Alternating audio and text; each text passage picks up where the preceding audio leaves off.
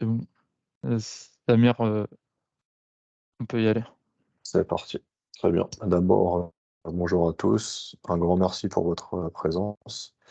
Donc ce webinaire, c'est le premier qu'on fait dans le cadre d'Uncia. Il a pour but un petit peu de poser les bases de compréhension et de maîtrise de l'architecture du système d'information. Ryan, tu peux... Bonjour, Non, merci mais à tu tous peux. d'être là. Ouais, donc allons-y. Donc pour le plan, la première chose qu'on va voir un petit peu, c'est qu'on va poser les bases. Donc pour voir un peu ce que signifie le concept d'architecture du SI. On va voir ensuite quel est le rôle de la documentation d'architecture, quels sont les obstacles et difficultés que rencontrent les entreprises et qui expliquent que ce soit un sujet si compliqué à appréhender. Et on va vous présenter notre solution ONSIA qui va vous permettre de vous aider et on finira par un échange. Donc le but, c'est qu'on présente pendant à peu près entre 30 et 40 minutes globalement et qu'on garde la fin pour les questions. Si jamais il y a des questions pendant la présentation, vous pouvez aussi les poser, vous pouvez vous manifester dans le chat, enfin, voilà. N'hésitez pas, ça reste quand même interactif.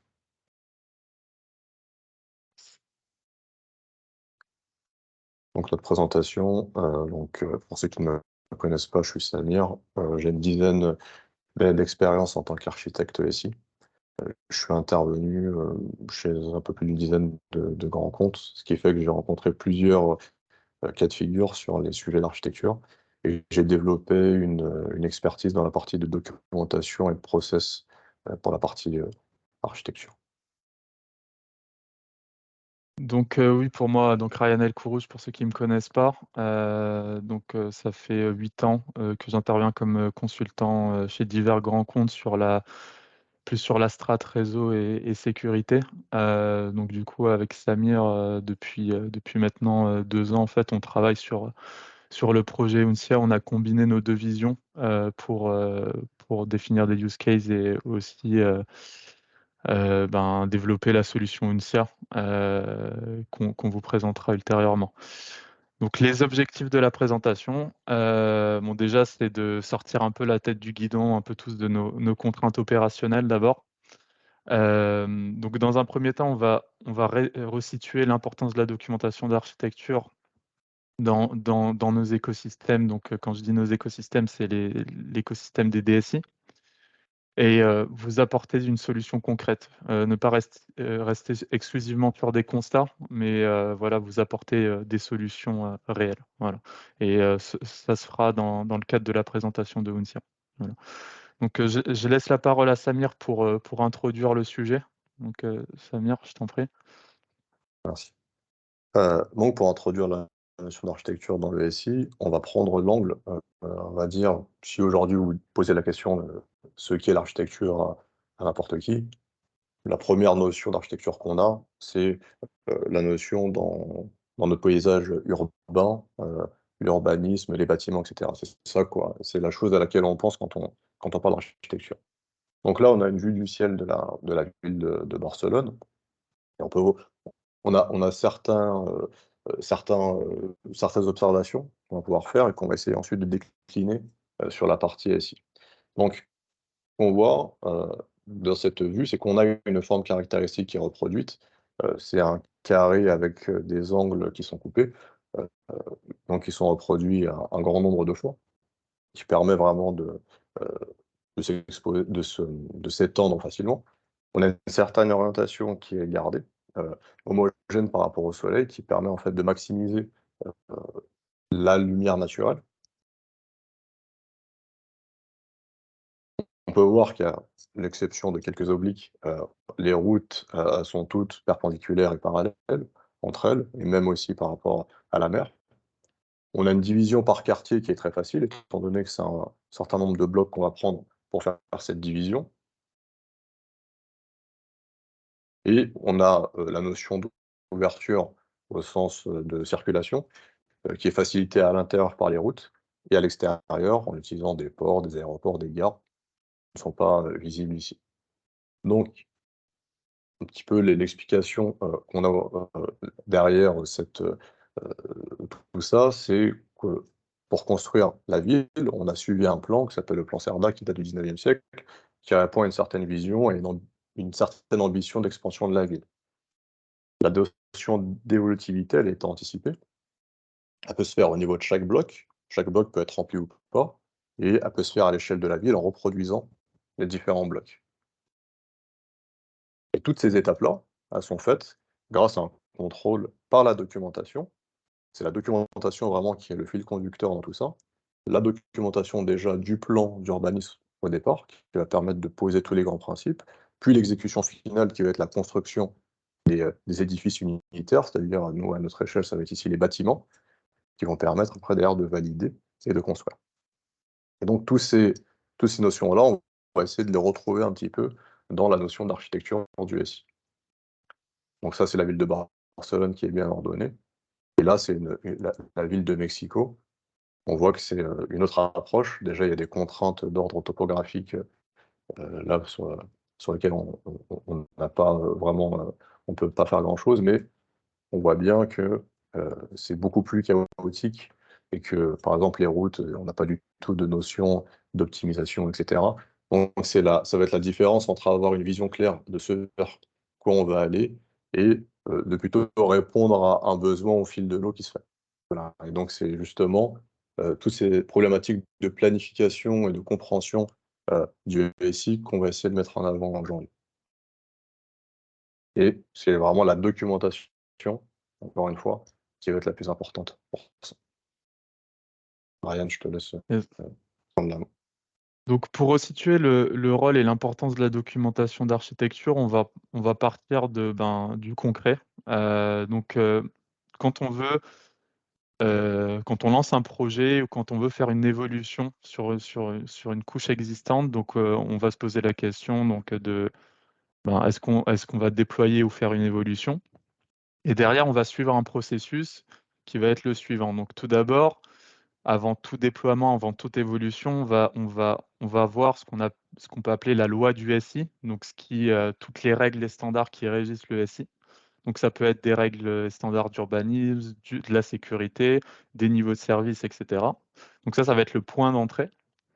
Ensuite, on va avoir à faire un travail de description de l'architecture. Donc on va décrire tous les éléments qu'on veut mettre en œuvre, les éléments fonctionnels, les éléments techniques. Et ensuite, on aura le processus de validation associé pour valider que ce qu'on a décrit est conforme à la loi, au contexte du SI, de la DSI. Ce qui va être prépondérant dans chacune de ces phases, ça va être la documentation. La documentation va être à la fois un véhicule de l'information et va faire office de contrôle de conformité, en fait. Donc c'est au travers ce support-là qu'on va pouvoir avoir tous ces éléments-là. Sans documentation, on verra quelles pourront être les conséquences. Des plus qui sont peut-être vus comme indirects de la documentation, euh, on va avoir le fait qu'une bonne documentation, ça rassure les acteurs de la DSI. On est tous confrontés au quotidien dans nos contextes à du manque de documentation pour plusieurs raisons. Et c'est vrai que quand on tombe sur un bon doc, on est rassuré et ça nous aide à avancer dans toutes les démarches qu'on a à faire au quotidien dans le cadre de notre travail. La documentation aussi va permettre de structurer les projets. Alors, c'est effectivement pas le seul élément qui structure les projets, hein. Il y a les process, il y a les standards, etc. Mais elle va donner un cadre pour aller chercher l'information, pour collecter l'information et pour retranscrire l'information. Et ça va avoir une incidence forte sur le projet. Et donc, au-delà du véhicule de l'information, ça va être aussi la base de l'information. Je veux chercher une information, je vais dans la documentation d'architecture pour l'obtenir.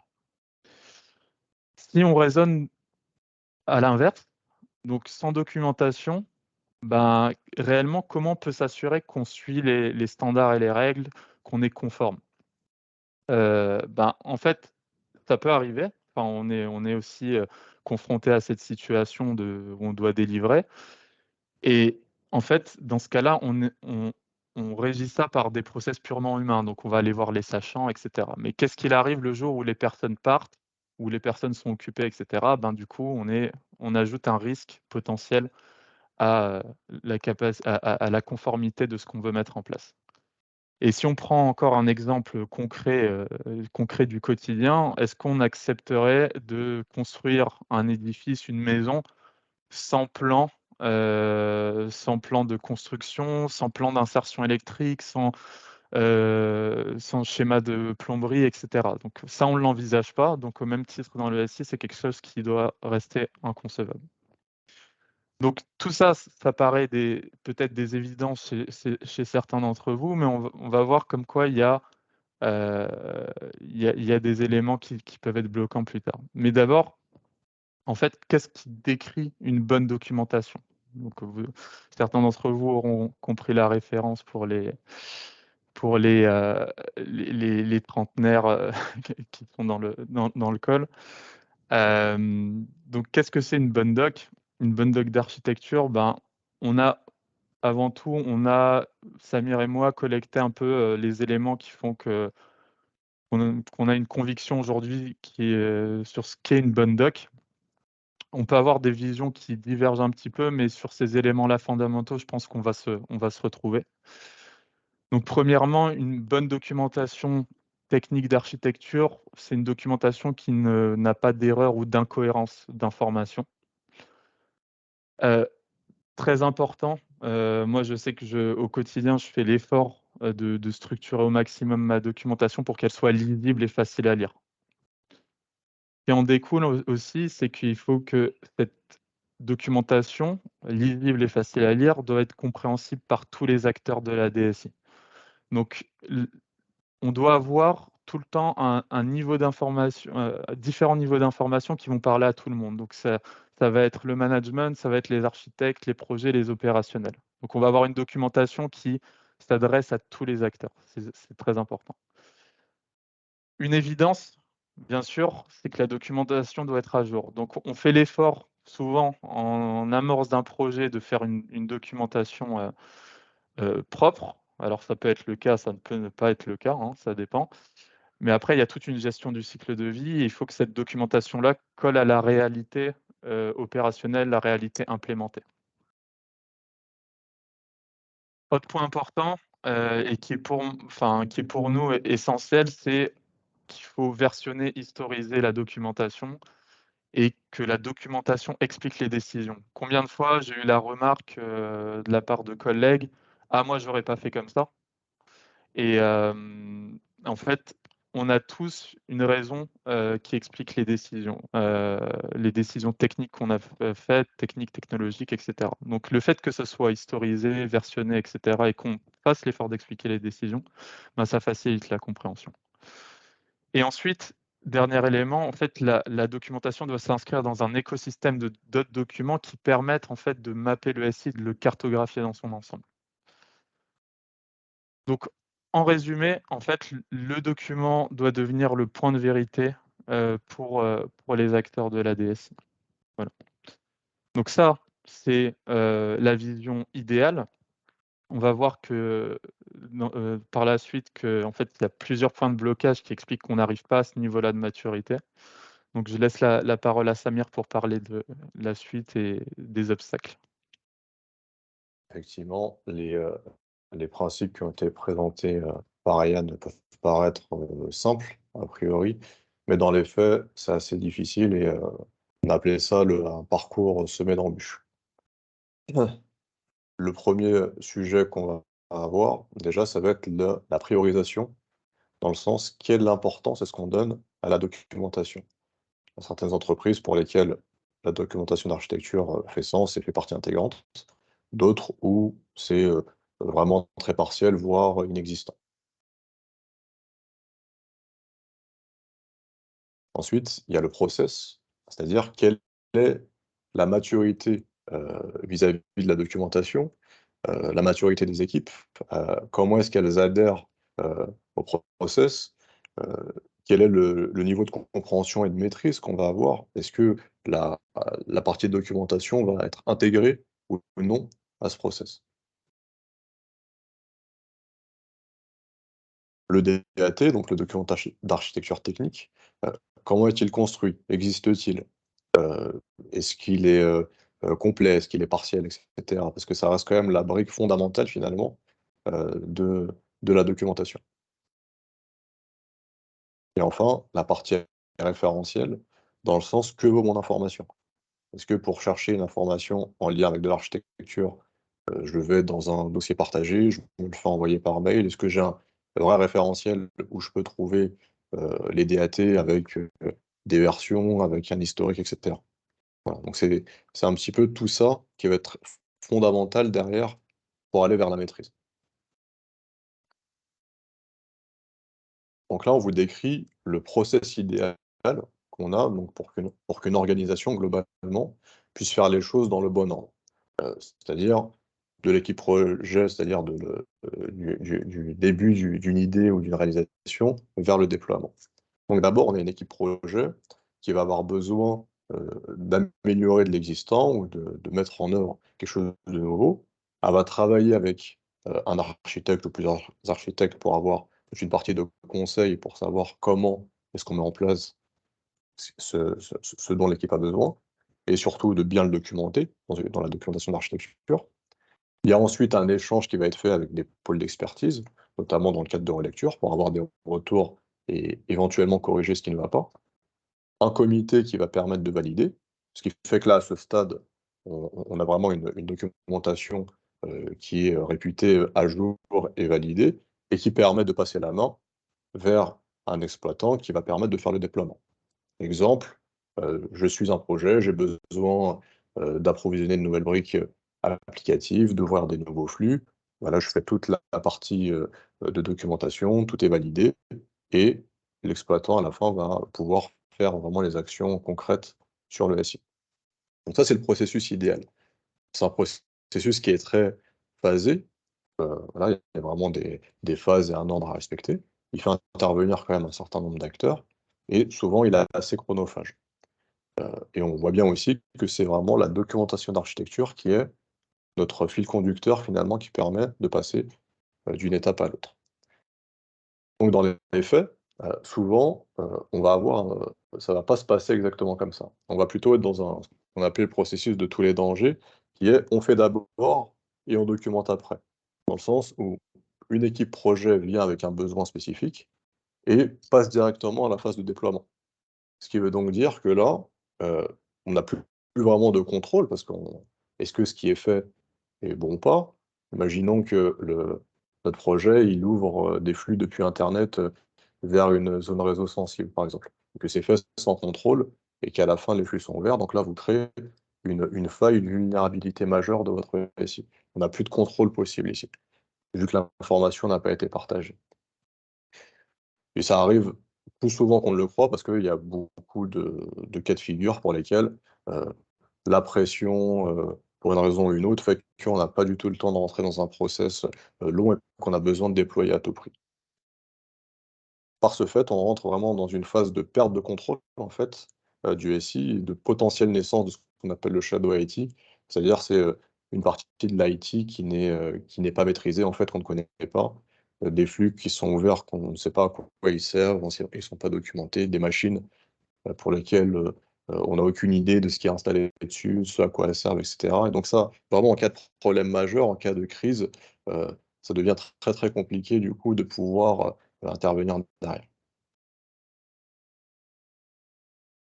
On peut passer du coup à la structure du DAT. Donc on a vu que le DAT était vraiment l'outil, le document fondamental, pour la maîtrise de l'architecture du SI.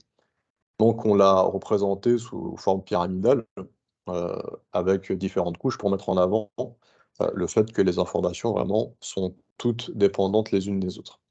La base de notre pyramide, ça va être le schéma applicatif dans lequel on va avoir une représentation des briques applicatives et de la communication entre elles qui vont représenter nos flux techniques. Ce schéma applicatif, il est en général fait avec un outil de représentation, dessin, type dessin, donc ça peut être Visio, ça peut être Draw.io, j'ai même vu, certains projets qui font en utilisant PowerPoint, par exemple. On a ensuite, la cartographie des flux, qui est un document Excel qui reprend les flux qu'on a décrits sur le schéma applicatif avec des informations techniques complémentaires. Donc ces 2 documents vont représenter la description applicative de notre application et en termes de charge, ça va représenter à peu près 60 de la charge nécessaire dans la construction d'un DAT. Ensuite, on passe à la partie technique, où on va avoir un tableau des matériels. Ça va être un inventaire matériel sur lequel repose notre application. C'est-à-dire que nos briques applicatives, elles sont bien portées par quelque chose, des VM, des serveurs physiques, des équipements de sécurité, et cetera. Donc c'est un tableau Excel, duquel découle un schéma technique, qui est une représentation visuelle de notre inventaire matériel. Donc ces 2 documents-là vont représenter la description technique de notre DAT. Voilà, il faut le Pardon, excusez-moi. donc en termes de charge, ça va être à peu près 20 dans le cadre de la construction d'un DAT et enfin, on a un document de synthèse qui va chapeauter le tout, qui va être un document type Word, qui va être une description un petit peu plus haut niveau global, du service. Par exemple, les niveaux de service qu'on a, les descriptions des différentes briques, heu, les descriptions des types d'utilisateurs, des volumétries et cetera. Donc c'est une description plus générale et en termes de charge, c'est 20 de notre, dans le cadre de la construction de notre DAT. Voilà, en tout cas, gardez en tête qu'un DAT se fait en suivant plusieurs étapes. Un DAT est composé de plusieurs documents, tous connectés les uns avec les autres. Et quand on parlait tout à l'heure de documents véhicules de l'information, ben, ça va être plus le rôle du document de synthèse qui va être revu par l'ensemble des acteurs de la DSI et consulté. Enfin, la notion de référentiel est vraiment importante, on l'évoquait un petit peu tout à l'heure. Heu, Toute personne de la DSI et notamment les architectes quand ils ont besoin de créer de la documentation, ils vont déjà avoir besoin d'avoir accès à un référentiel, heu, dans lequel les DAT sont disponibles. Heu, ça Ce référentiel-là doit être facilement accessible. On doit avoir des choses versionnées, on doit avoir des informations à l'intérieur. Ça ne doit pas être juste un un dossier partagé où on n'arrive pas à suivre ce qui se passe. Les règles ESI, qui peuvent être de différents ordres, ça peut être par exemple le découpage en zones réseau de notre ESI, ça peut être la manière dont, les zones réseau discutent entre elles et cetera. Enfin, tout ce dont on a besoin finalement pour construire proprement une architecture, pareil, ça on doit avoir un référentiel clair, qui doit être accessible et le troisième référentiel qu'on a mis, c'est le catalogue de produits. C'est-à-dire que, nos, nos machines, nos VM, nos serveurs et cetera, on va avoir un certain nombre de produits qui vont être installés dessus avec, certaines versions autorisées, d'autres non. Tout ça va constituer notre catalogue de produits. Pareil, ça doit être facilement accessible. Dans les faits, aujourd'hui, la plupart de ces référentiels sont complètement décorrélés. C'est-à-dire que l'architecte doit aller chercher les règles pas forcément, enfin qui sont parfois difficiles à trouver, qui évoluent, qui sont pas forcément à jour et cetera. Il doit aller chercher aussi, les bonnes versions de produits et cetera. Enfin voilà, en tout cas, on est dans un monde aujourd'hui où tout est décorrélé, ce qui complique un petit peu aussi la tâche pour être certain de faire les choses qui respectent bien toutes les règles globales d'urbanisme du SI. Donc, partant de l'ensemble de ces constats, de ces observations qui ont été partagées par Samir et moi, en fait, on a développé une application, donc l'application qui s'appelle Uncia, qui va permettre d'adresser l'ensemble de ces points de manière plus facile.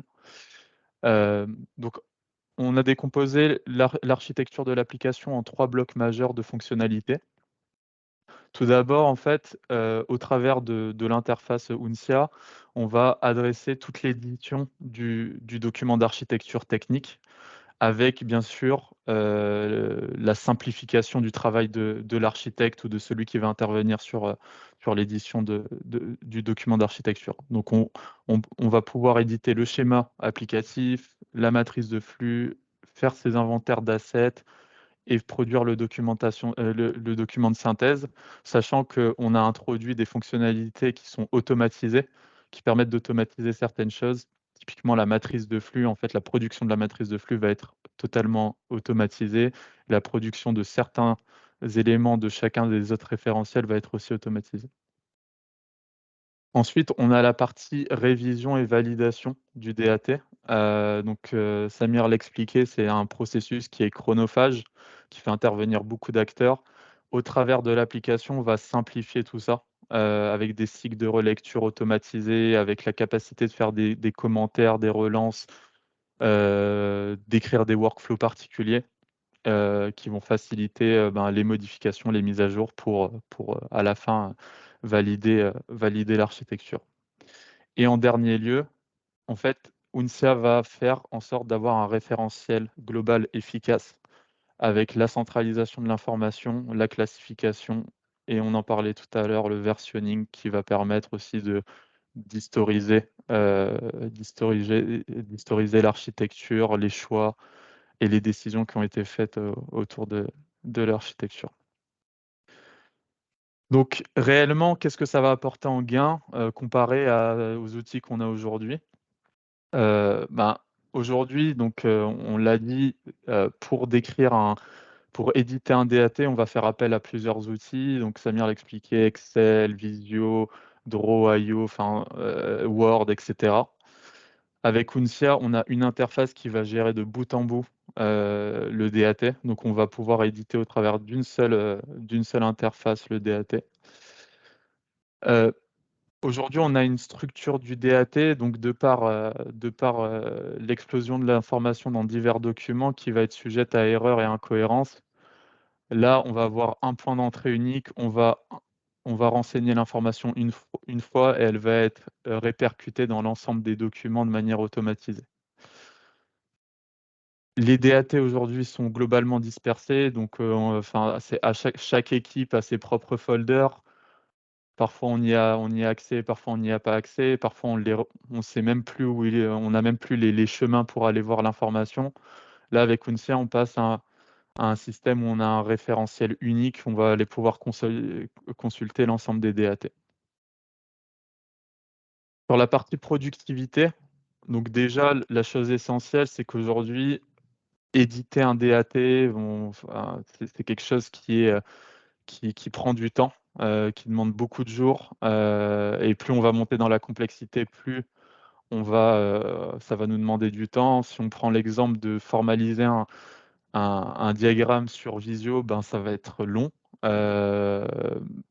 Pareil, une matrice de flux, ça va être long, et plus on va être dans un travail qualitatif, plus ça va nous prendre du temps. Donc avec Uncia, en fait, on introduit le fait qu'on réduit énormément le temps et plus le DAT va être complexe, plus ce qu'on va décrire va être complexe, plus on va gagner en termes de temps. Sur ce qui est du processus de validation, donc encore une fois, c'est un processus, quand on le suit, c'est chronophage, ça fait intervenir beaucoup de gens. On est tributaire des appréciations humaines et de la connaissance humaine des standards. Avec Uncia, en fait, on va introduire, donc j'en parlais, juste avant, de la relecture automatisée, avec des relances, avec, un rapport de conformité qui va être produit automatiquement et qui va permettre d'aller cibler directement l'information qui doit être challengée, revue, et cetera. Et ce qui va faire encore, gagner encore plus de temps dans le processus de validation d'un DAT.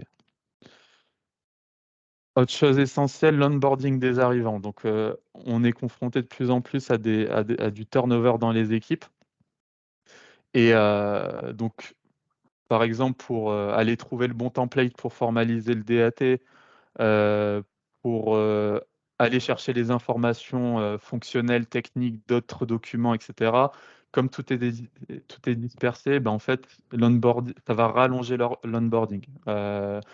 Donc, a c'est quelque chose qui paraît certes, assez banal, mais qui est essentiel. On a besoin d'être efficace très rapidement et avec Uncia, en fait, tous les supports nécessaires sont prêts. Donc les templates sont déjà préinstallés dans l'application et l'ensemble des documents qui permettent la compréhension des composants, essentiels du SI sont décrits dans Uncia. Sur le sujet de la maîtrise, donc on va avoir un premier point sur quand on souhaite cartographier un SI aujourd'hui, Comme on a une donnée qui est dispersée, souvent on va aller, on va en tout cas, on va initier une prestation pour cartographier le SI. Souvent, c'est refait de zéro, et il n'y a pas de continuité dans le temps. Donc avec Uncia, en fait, on est dans un mode puzzle. Chaque DAT qu'on va alimenter dans la base Uncia va venir constituer le puzzle qui est le système d'information. Et du coup, en fait, on va cartographier au fur et à mesure de manière automatique le système d'information. Autre point, la donnée, aujourd'hui, elle est dispersée. Avec Uncia, la donnée, elle va être centralisée. Donc, tous les éléments essentiels à comprendre, à appréhender vont être centralisés dans Uncia. La recherche d'éléments. On peut être sur des éléments haut niveau, comme sur des éléments bas niveau, comme une adresse IP, comme un VLAN, etc. Aujourd'hui, rechercher ces éléments-là, ça se fait de façon manuelle. Donc, on va aller chercher des documents, on va chercher l'information dans des documents, on va aller consulter des confs si on est plus opérationnel. Avec Uncia, on a un moteur de recherche qui va permettre la recherche d'éléments de manière centralisée. Donc, pour résumer, en termes de gains, avec Uncia, on a un gain de temps très important sur la formalisation et le processus de validation. Ce qui en découle à des réductions de coûts sur tout l'investissement qu'on doit faire pour avoir de la documentation d'architecture, une base documentaire fiable et de qualité. Le fait que les DAT soient dématérialisés, en fait, va permettre d'avoir un suivi beaucoup plus strict de la dette technique qu'on va accumuler. Pour diverses raisons, on a toujours des bonnes raisons, mais il faut qu'on soit capable de les monitorer. Avec Uncia, on garantit ça. Nativement, avec Uncia, on a un contrôle total de l'écosystème parce qu'on va décrire l'ensemble des composants dans l'écosystème. Et ensuite, la partie sérénité, pour certains d'entre nous qui sont opérationnels, travailler dans un cadre serein, homogène, va permettre d'être productif, va permettre de faire du travail de qualité. Et ce travail va être aussi accessible à tout le monde, à tous les acteurs. Donc,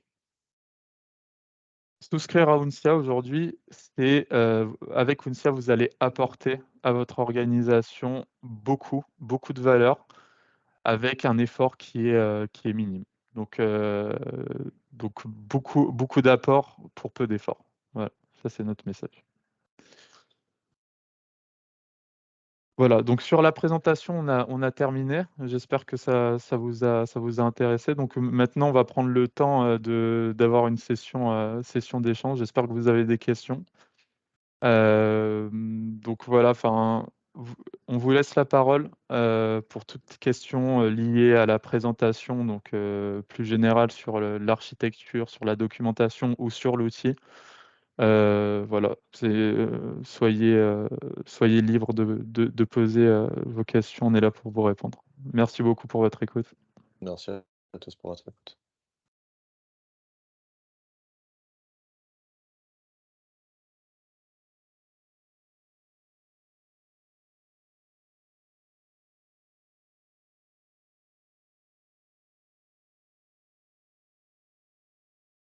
Personne n'a pas de questions? Si, Samir, Majid?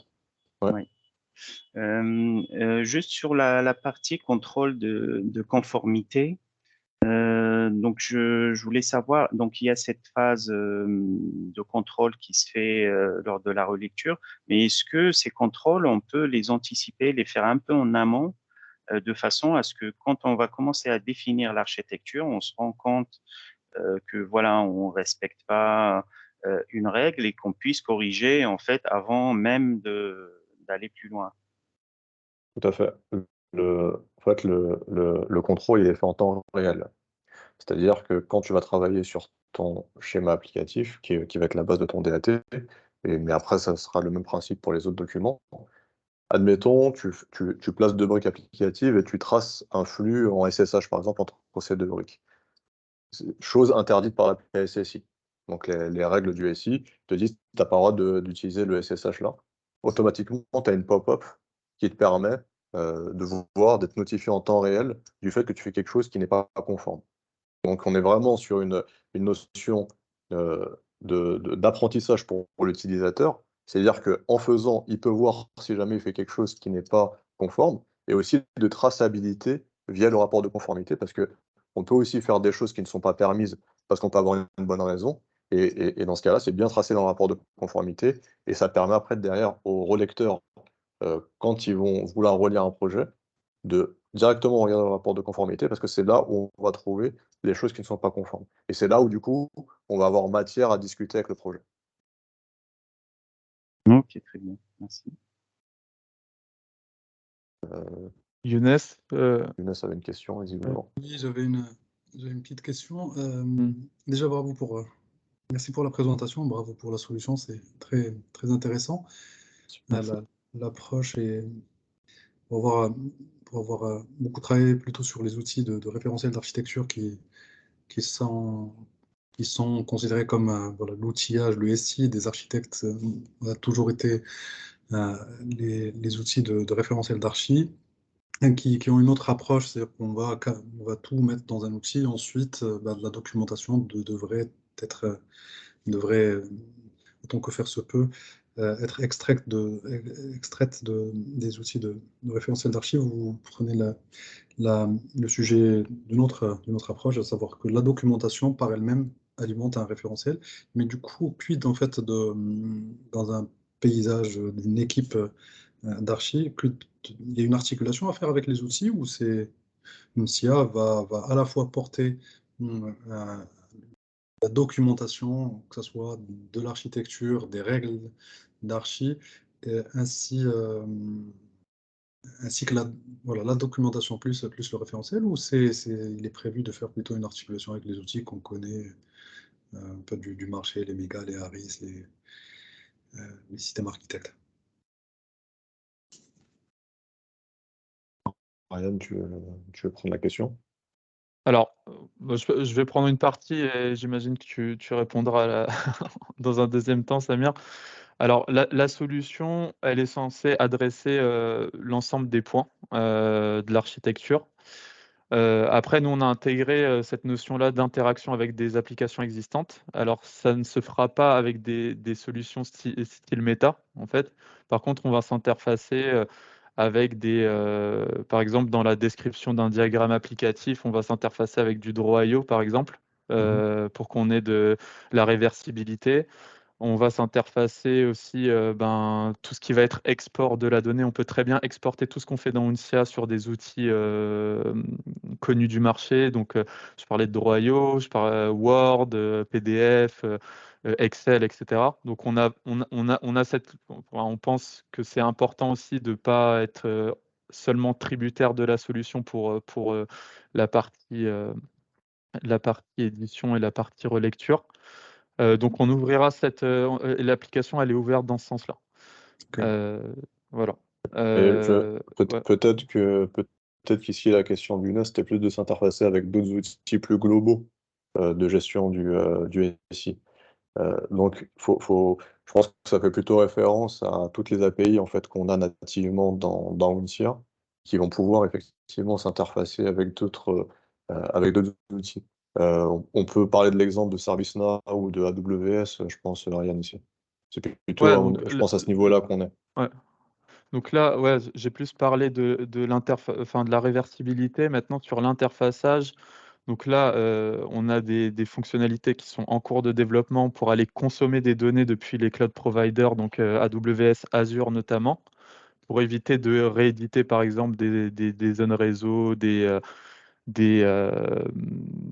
objets logiques, etc. D'aller récupérer ça de Azure, AWS, de la CMDB aussi.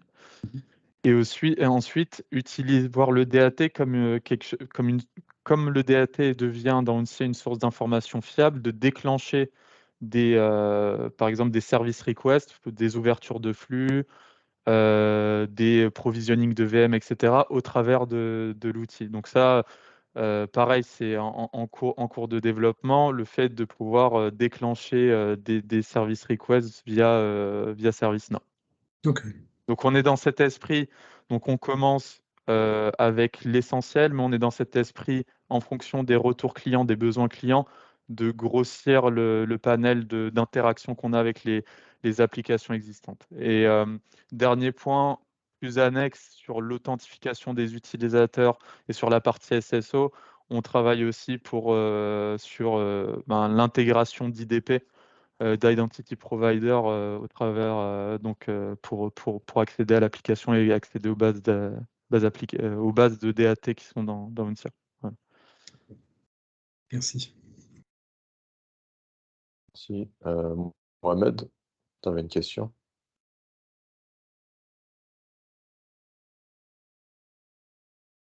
Oui, excusez-moi, il y avait le micro qui était coupé. Bonjour à tous et merci à vous deux pour cette présentation. J'ai une question sur l'alimentation en fait, de l'outil, notamment pour les systèmes de règles. Est-ce que c'est une tâche qui peut être faite automatiquement pour importer les règles, la PSSI d'un client pour pouvoir effectuer les contrôles? Ou est-ce que c'est une saisie manuelle ou voilà, c'est un peu comment se fait l'alimentation de l'outil avant son utilisation. Je vais prendre la question. Donc, en fait, avant de parler d'automatisation, il faut d'abord parler des templates de règles, dans le sens où quels sont les types de règles qu'on a. Par exemple, un type de règle qu'on a, ça va être la communication entre les zones réseau. Donc, ce dont on va avoir besoin, c'est de dire zone de départ, zone d'arrivée, protocole éventuellement, et niveau d'interdiction ou pas. Donc, dès lors qu'on est capable de créer des templates de règles, après, on peut tout à fait prévoir d'automatiser l'alimentation.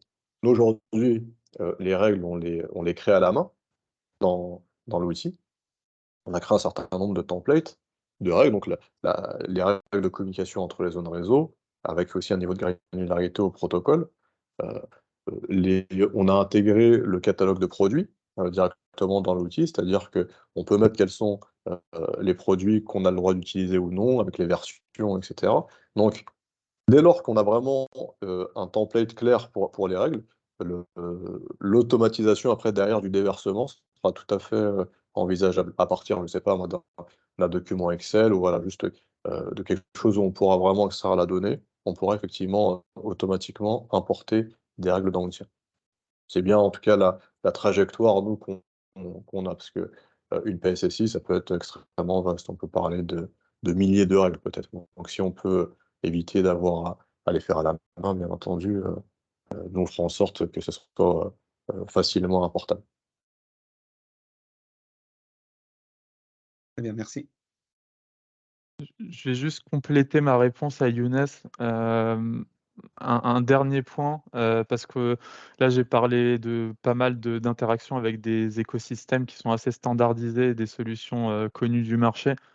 Donc, on a aussi l'API Uncia qui est ouverte et qui est consommable. Donc, toute la donnée qui est produite au travers de l'interface peut être consommable en mode API. Et du coup, s'il y a besoin de créer chez le client des connecteurs spécifiques, c'est quelque chose qui est faisable grâce à l'API. Donc, typiquement, une matrice de flux que je voudrais récupérer pour aller alimenter un firewall ou quelque chose comme ça, le connecteur pourra être développé en allant consommer l'API. Voilà. J'en profite peut-être, vous l'avez peut-être pas prévu initialement, mais une démo de Uncia, on n'a pas.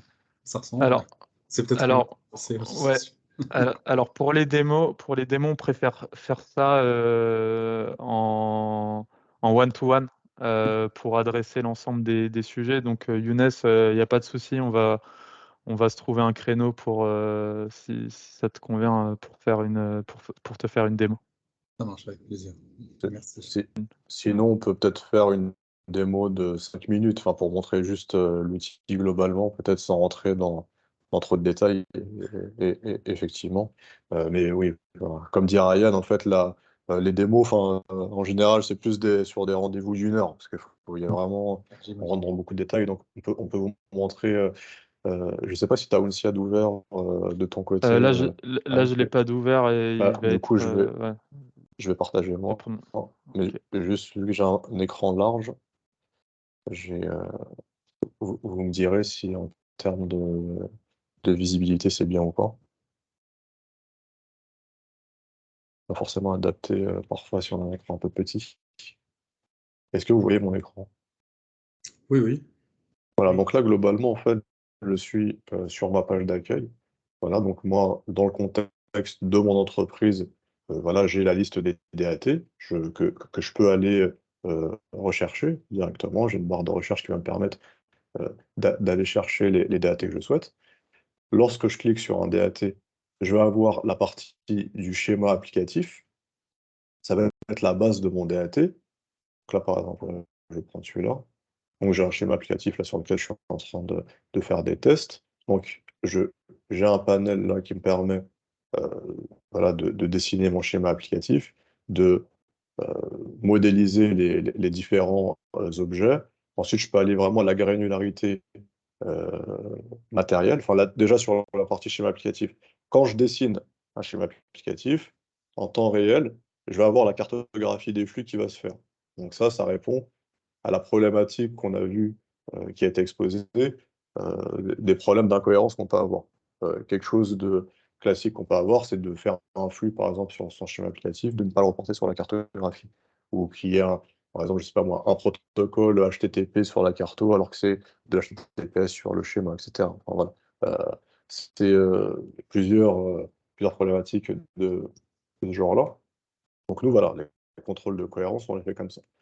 Donc, la partie applicative, elle est traitée de cette manière-là. Ensuite, on peut aller au niveau de la partie matérielle. On peut associer à chacune de nos briques applicatives des matériels. Donc, là, par exemple, j'ai l'objet VM. Je remplis des caractéristiques.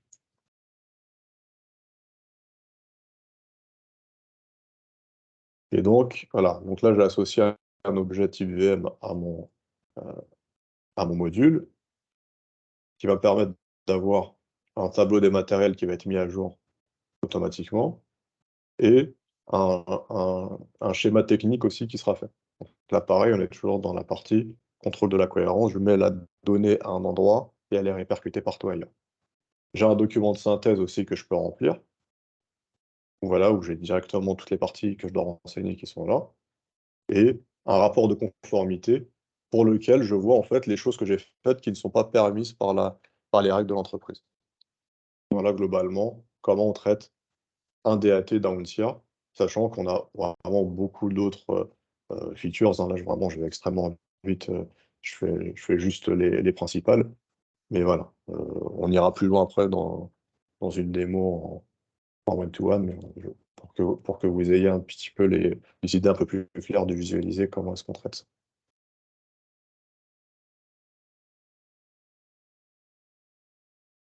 Rodrigue, tu avais une question? Oui, oui, oui. Donc, merci. J'ai raté une grande partie de la présentation parce que j'avais du mal à me connecter. On a enregistré, donc Ah, je super. partagerai le lien. Du coup, Super, très bien. Moi j'avais une question. Donc j'ai cru comprendre que donc la solution elle est déployée sur AWS, c'est ça?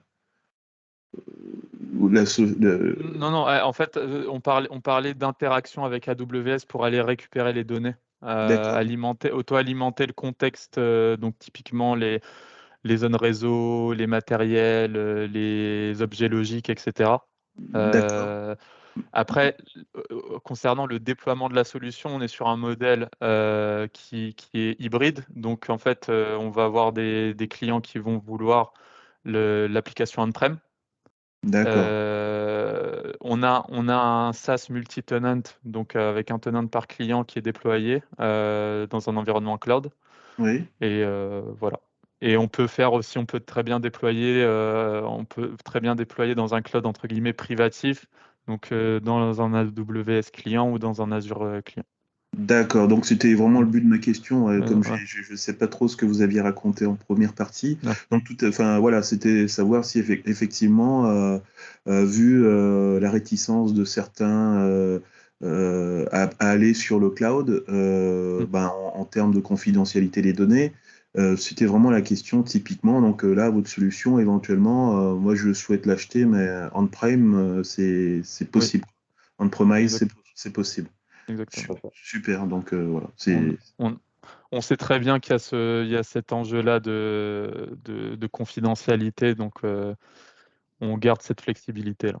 D'accord, si malgré tout, vous êtes donc sur votre SaaS et qu'un client a des réticences, mais qui ne veut pas forcément, parce que ça a un coût d'implémenter ça en local sur son infra, comment vous faites? Vous lui garantissez la confidentialité de ses données? Comment vous faites pour qu'il puisse accepter malgré tout d'aller vers vous parce que il y voit une évolution certaine, quoi. Oui, alors déjà l'application elle est construite en mode multi-tenancy, donc on a cette architecture qui est implémentée. La D'accord. multi-tenancy implique une séparation stricte des bases de données entre les clients. Donc on a en effet une instance applicative qui est commune, mais par contre toutes les données sont bien séparées en fonction, pour chaque client. Donc pour ce qui est des données, en fait, c'est dans des bases de données, et ces bases de données sont uniques et associées à chaque client. D'accord. Donc il n'y a pas de possibilité d'aller faire des requêtes chez l'un et l'autre, c'est vraiment imperméable. Ok, très bien. Merci. Merci Rodrigue. Merci Rodrigue. Je ne sais pas s'il y a d'autres questions.